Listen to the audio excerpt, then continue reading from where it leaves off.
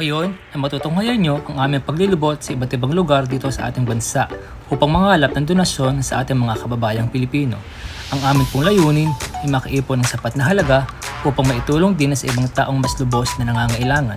Naisipan kong mangalap ng donasyon upang ang bawat isa ay may part sa pagtulong sa ating kapwa. Sa pamamagitan ng inyong munting donasyon ay marami tayong matutulungan na ating mga kababayang Pilipino. Dito ay sinamahan ako ng aking kaibigan na si Lucas upang makatulong din sa pangangalap ng donasyon. Naniniwala po ako na ang bawat pagtulong natin sa ating kapwa ay susuklian na higit pa ng ating Panginoon.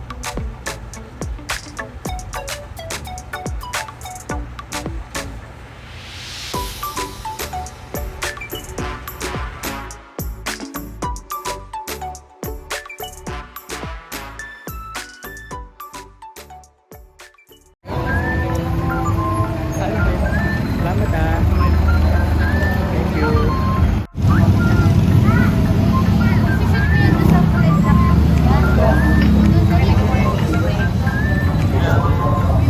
Thank you, baby.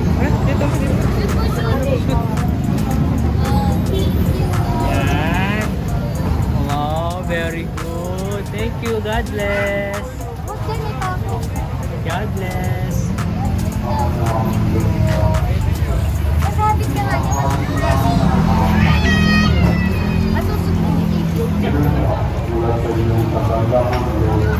Wow.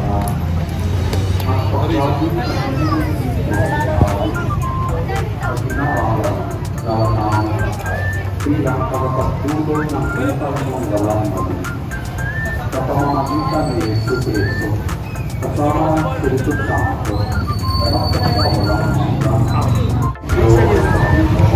Kita po. Salamat kuya. Isa pa? Ay! Thank you po ate. Ay, sorry.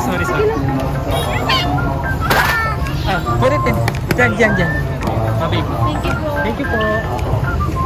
Baby. Yan.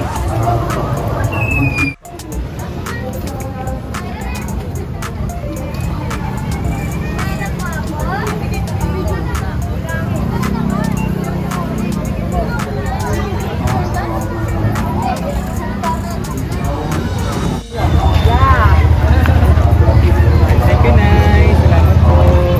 Salamat po, Nay. Walang mo daw. Ay, tulog ni baby. Yan. May buta? Ayan, apa meron po yan. Thank you, baby. Salamat.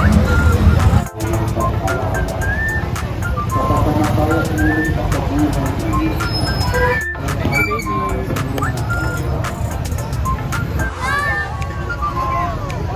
Ay, po, ma'am. Salamat po. Ayun, thank you.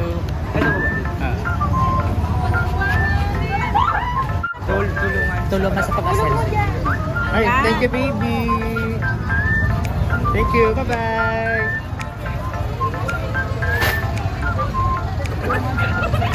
Dito.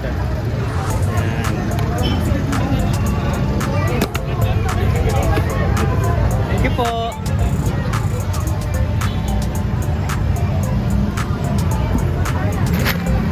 Ay, sir, thank you po. Ayun. Hey, thank you, Ben.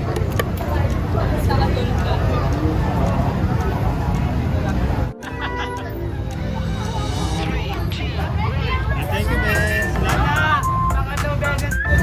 Hi, thank you po. Thank you po, Ben. God bless. Thank you, Ben.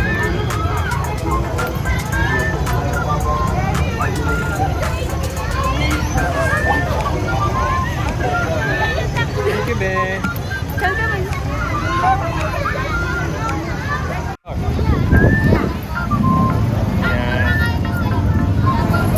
Hello. Guys, can you put the money in the bottle? Ito, give it to Nico. Give it to Nico. Vlog po yan. Thank you. Oh, vlog. May channel kayo? Tulungan sa pag-asenso sa YouTube. Ano po ang channel nyo? Tulungan sa pag-asenso sa YouTube. Search mo sa FB page. Oo. Tulungan sa sa pag-asenso sa YouTube. Tulungan. Tulungan sa pag-asenso sa YouTube. Thank you Tulungan sa pag-asenso. Oh, yan. Tulungan sa pag-asenso. Please, do this one. Thank you. Saan po lang Mapicture kayo sa kanya. Saan po? Yan. Ayun yung tulungan sa pag-asenso. Oo, tulungan sa pag-asenso. Kuya, pa-picture ako, kuya. Shout out kay Mokmok. Facebook page. Kuya, video ko yan.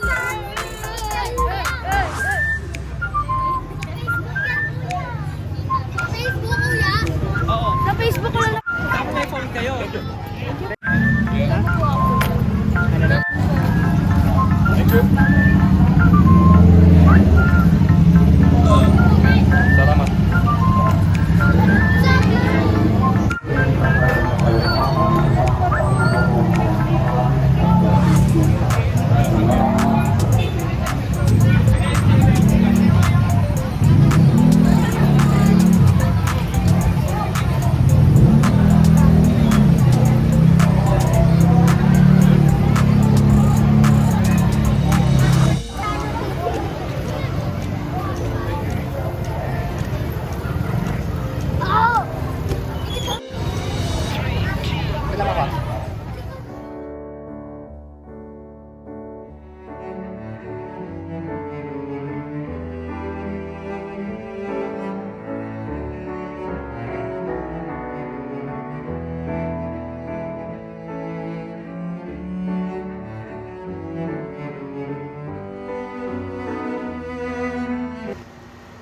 So, ganito po nagsimula ang lahat. So, habang ako po ay sa search in internet, ay ako po ay nakakita ng isang post na humihingi ng tulong. So, habang ako ay nag-scroll up, ay nakita ko itong post ni Ate Angeline Walagtas. Dito ay nakita ko ang kanyang sitwasyon na siya po ay may tuberculosis. So, ito po ang buong picture. So, bali ito po ang sabi. Para po sa may mabubuting kalooban at bukas ang puso na makatulong, kumakatok po ako sa inyo para kay Zenaida Aranya Montera, 42 years old, residente ng Bagong Barrio, Caloocan City, na na-diagnose na may pulmonary tuberculosis. Ano man pong halaga ang inyong maibigay, taos puso po kami nagpapasalamat. We need prayers and financial assistance. Thank you so much. So, ayan po ang post na nakita ko po sa isang Facebook page na agad po akong catch ang aking attention at agad ko po siyang inaksyonan. Agad po akong pumunta sa kanilang tahanan sa Bagong Barrio, Caloocan City upang siya po ay aking makitang personal kung ano po ang kanyang kalalagayan. So, ito po ang aking pong maikling panayam para sa kanya. Opo, tapos po. Tapos nung edi gumaling siya. 6 months. Okay na. Wala na. Noong Clear November na siya. yun? Clear na siya. Tapos nung mga ito lang talaga, lang, bumalik ulit. Alam nyo kasi, kapag napahinto kayo sa paggagamot, kahit nakalagto kayo ng 2-3 araw, mabilis makaka-recover agad yung virus. Kaya dapat di kayo makakalaktaw dapat ng pag-inom ng gamot. Okay. So, ito po yung kanilang tirahan. Okay lang, pakita kayo.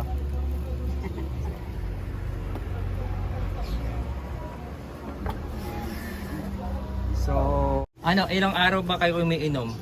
Ilang beses kayo uminom sa isang araw? Kasi yung sa dito ko, once a day lang.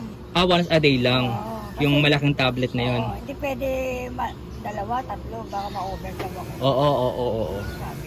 Ayun na kasi ang bago, pero dati po kasi hiwa-hiwalay yung dati.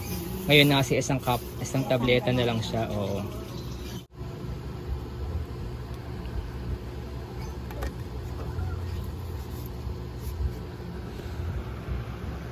So dito po sila nakatira. Ate Zenaida. Dito rin po tumutuloy si Kuya, yung asawa niyo. Dito rin po. Yung papa ni Angie. Mabilis po talagang ano yan, yung TV mabilis po makapagpapayat talaga yan. Kasi inaatake talaga yung baga. Kasi Kaya, may start lang to, ubo-ubo lang eh. nga, Hindi ko alam kung bakit biglang payat. biglang payat kayo, no? Oo, Kita nyo, oh, sobrang payat nyo na nga. grabe. Hindi ko nga alam eh. At least kahit pa paano, malakas-lakas pa naman. Hindi yung Opo. kagaya ng ibang may ano, di ba nakailata na, Ano yan? Lagi kayong umuubo na? ano ngayon na. Bira na lang ako ngayon kasi uminom ako nito. Ayun nga po. Pero ang balita ko, nahinto nyo daw. Ha? Nahinto nyo daw ang pag-inom? Ano, 1 month. Ayun nga po. Kaya siya, Masakit. nahinto nyo kasi kaya Oo, kaya yun, lumala.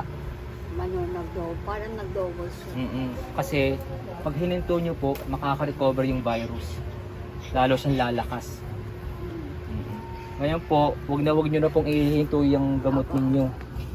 Pati nga po ng gamot na iniinom nyo. Ngayon na lang yung gamot ninyo. Ano, Ito na lang. Ito na lang lahat yan.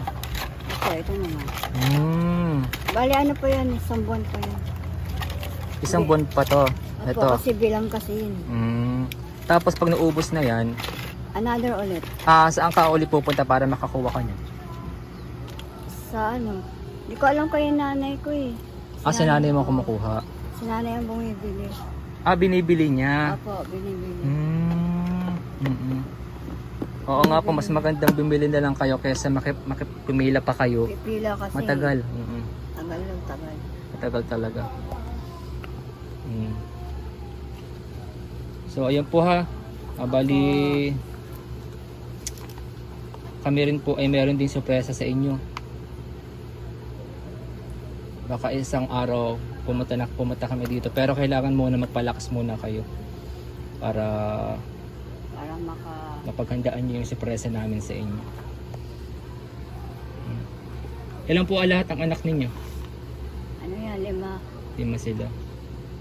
Ilang babae, ilang lalaki? 3, 2 lalaki. Yung iba, payat na rin. Hindi, ganyan yung mga katawan nila. Yung katawan nila. Oo, mataba-taba. Pero ano po yan, na baka nagiging active na po yan. Sa ngayon hindi niya pa lang mamasdan yan, pero isang ano yan. Kailangan mapatignan na rin sila talaga. Pag ano po, center. Kasi kahit saan kayo, kahit sinong doktor tanungin nyo, dapat talaga may protection tayo. Kasi syempre, isipin din natin kapakanan ng anak natin. Kasi pag nadamay sila, lahat na kayo. Di ba? Opo. So yun nga po.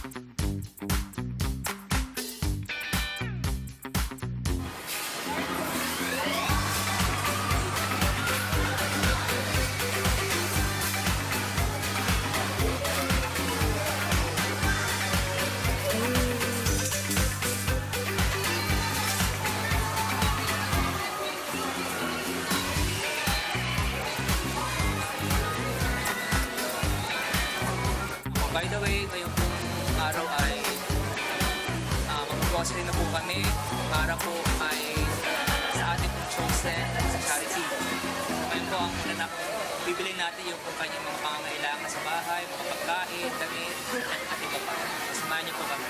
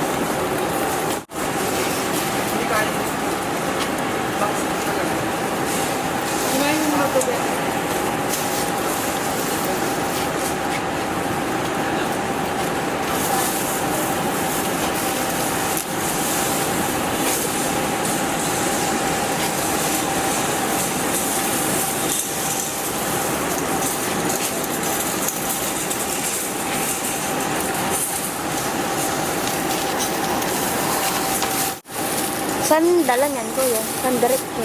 Sa'yo? Kapagod mag-akyat.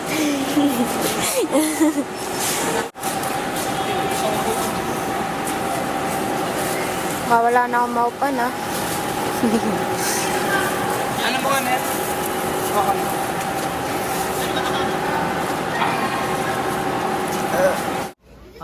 Isang magandang hapon po sa ating lahat. So ngayon po ay nandito na nga po tayo sa ating pong chosen charity.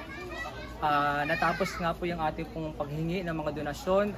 Bali eto na po lahat. Yung pong ating nalipon ng mga donasyon sa tulong po ninyo sa pamamagitan po ng inyong pong mga piso, dos na ibinigay sa amin, ay meron po tayong matutulungan isang pamilya na nangangailangan po ng lubusang tulong. No? Katulad po ni Ate Sinaida na siya po ay nagdurusa ngayon sa kanya pong karamdaman na TB. So ito po ang ating way para po tayong lahat ay meron po tayong part. Kahit piso lang yung binigay mo, malaking bagay na yan para makatulong po tayo sa ating kapwa. So ito po sa lahat. Meron po tayong speaker. Ayan, meron po tayong oven. Mga groceries. Meron po silang rice cooker. And then ito pong initan ng tubig. Papakita mo rin ako. Yung mga groceries. Yan.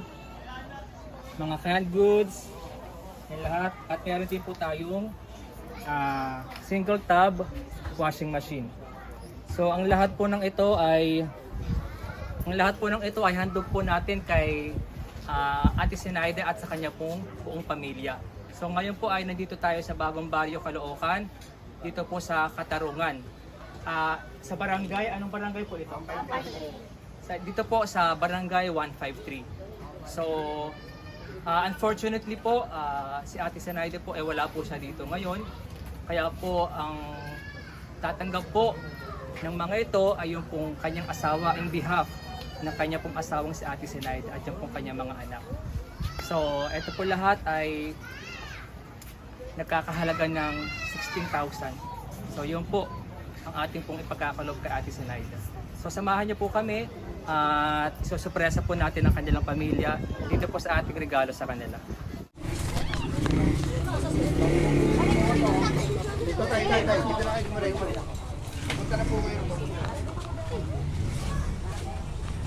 Hello po, Tay. Magandang hapon po. Opo, Tay. Hello po, Tay.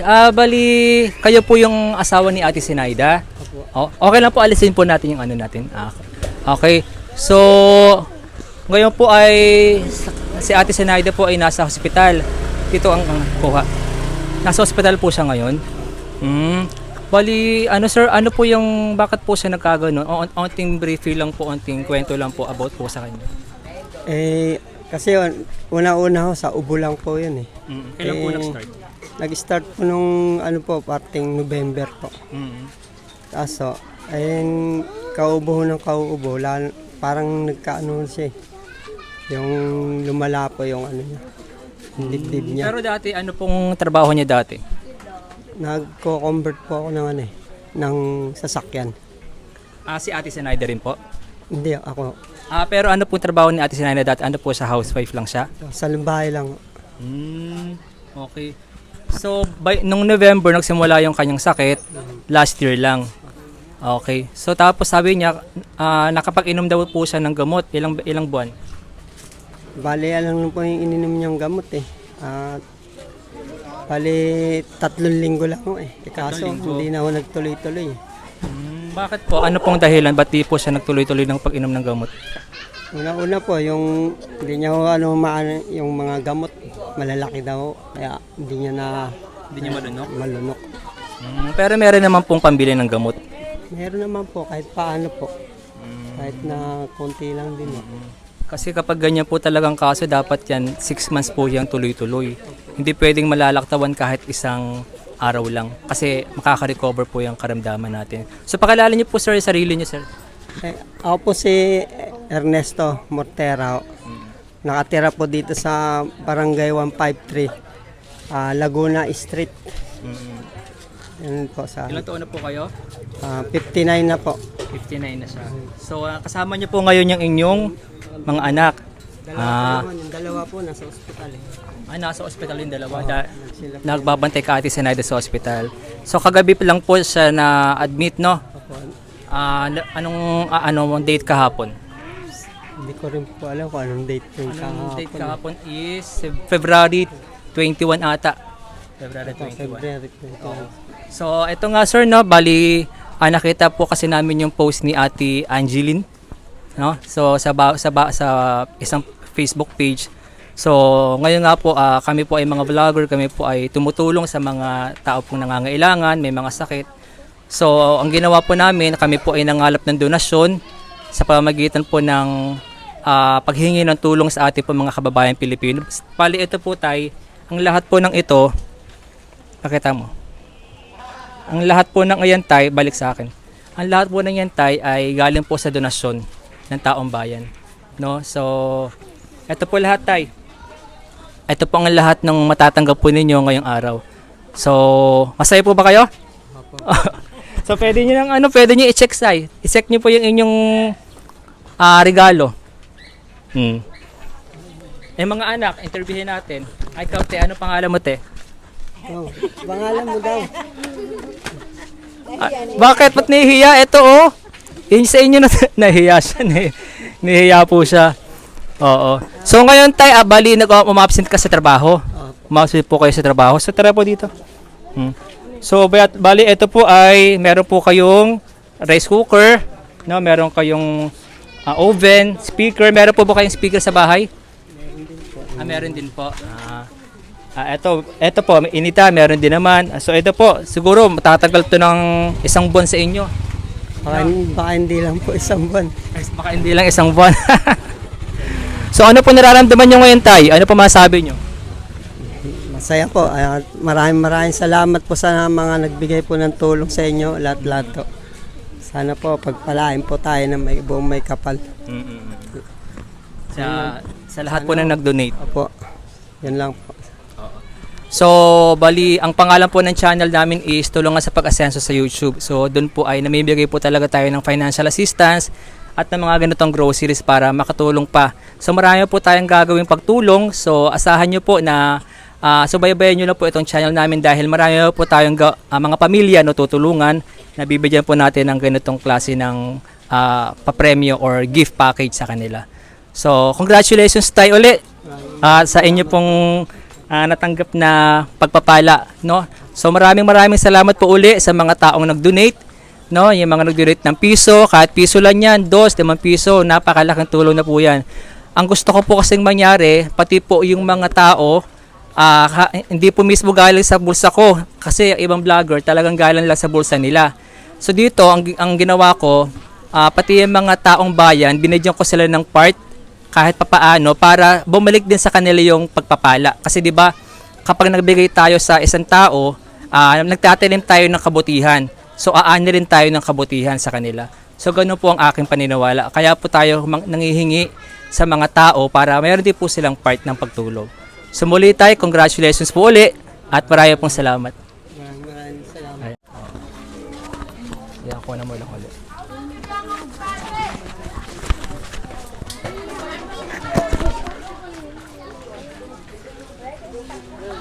Sige po, nag-overheat kasi.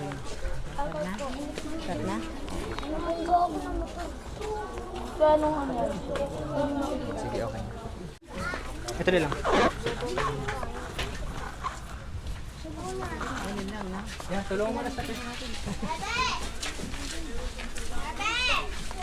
Lapit-lapit ka, ma. Para makita tayo.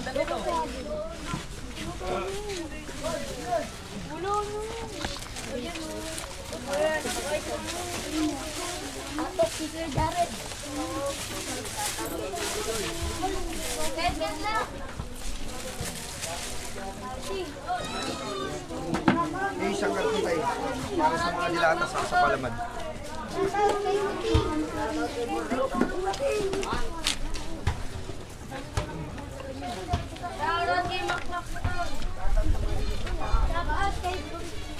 Ito po yung mga dilata po. Mga dilata. Kaya sige, ito yung palaman.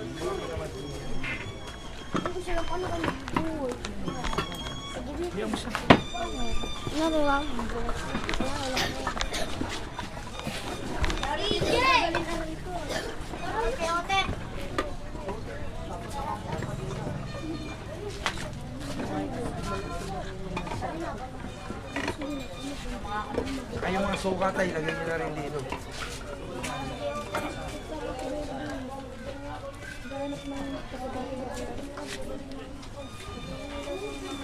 Ito po yung iba, Bray. Yung sa plastic nila lang po.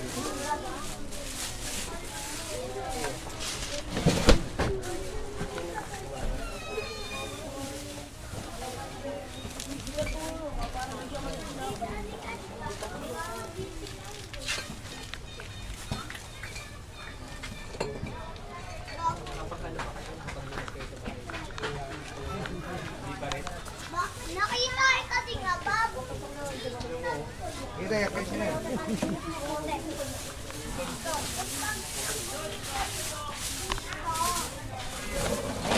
Paano natin si Jun?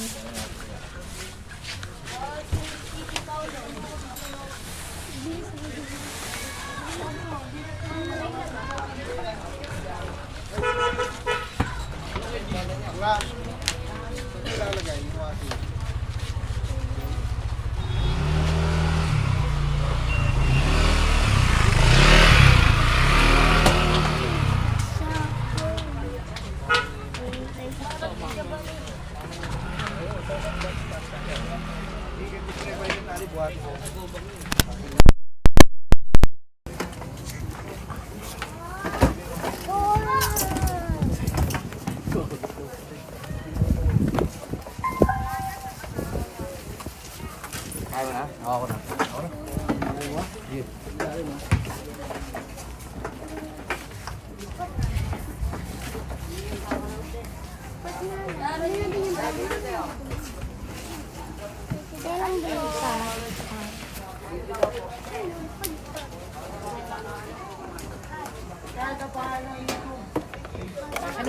YouTube daw ko yan. Tulungan sa pag-asenso sa YouTube.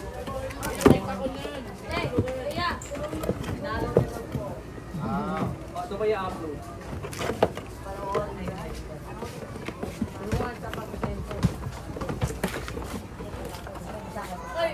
Ay. Takot kami makunan. Ay, Jun, ay. Ay, di marunong magbukas oh. Ay, Wala naman tong pinto. Paano bubuksan? Pala ako magpipicture. kapal ano. Yan. Pero pa sana eh. Dali mo ako corona. Paano ako picture?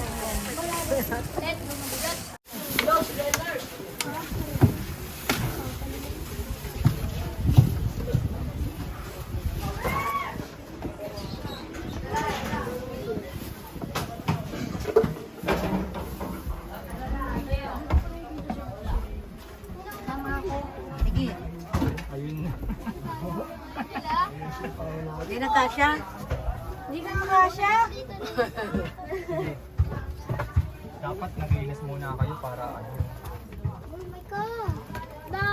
Ah, Kumakanta ka pa. sige. Ano? Ito ba maganda lang? Konting ano lang yan. Ayos. Kasya din yan.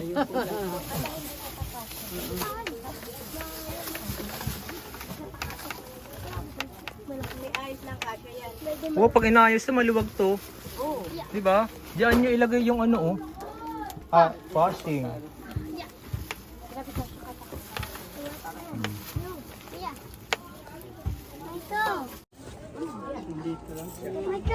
So dito po nakakahiga si Ate Sanaida noon dito. Yan. So na ano po kasi siya nasugot po ng ospital. So pag-pray po natin na gumaling po siya agad. Ito po, inaayos na po nila yung kanilang mga gamit.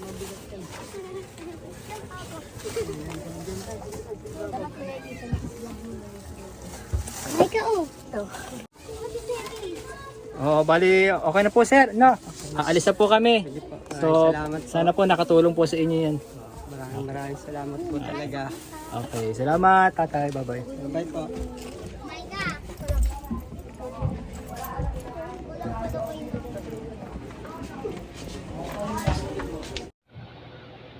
Hello po. Gusto po. Thank you mama. Ang binigay niyo sa akin. Salamat po talaga. Sa kasamaang palad, si Ate Sanaida po ay pumanaw noong February 27, 2024. Siya po ay na-diagnose na meron na rin pong TB sa buto at ang kanya pong pagkamatay ay dahil sa cardiac arrest. Hindi na po kinaya talaga ng kanyang katawan, kanyang kasakit at kumalat na po sa kanyang katawan ang virus na TB. Kung kaya ang kanyang katawan ay bumigay na. Narito ang kanyang mga huling sandali papunta ng ospital. At sa ospital na rin po siya binuwian ng buhay.